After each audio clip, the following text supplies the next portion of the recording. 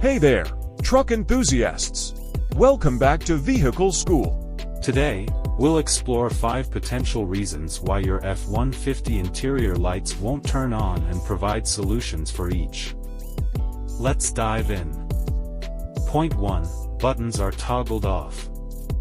Different F-150 models have various ways of controlling interior lighting, and sometimes, it's as simple as a button being in the wrong position. Solution. Make sure to check your owner's manual to locate the interior light control buttons. Toggle them on and off to ensure they're in the correct position. Point 2. Power issue. This can occur if your car's battery doesn't supply enough power or if there are problems with the internal electrical system or bulbs. Solution. If you've used aftermarket bulbs, they might not be getting the power they need, so switch back to OEM bulbs for a reliable power supply. Point 3. Blown fuse. Each part of your truck has its own fuse, and if they blows due to water leaks or physical damage, it can affect your interior lights. Solution. If you find a blown fuse, replace it with the correct amperage. Always refer to your owner's manual for the location of the interior light fuse.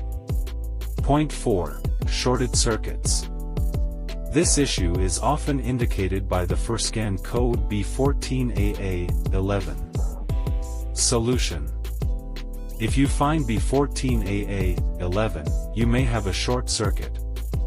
Professional help may be needed to identify and fix the specific circuit causing the problem. Point 5. Wiring issues.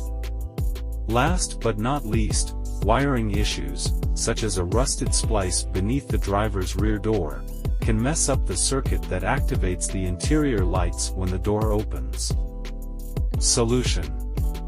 If you find any issues, repair or replace the affected wiring. This should restore the proper function of your interior lights.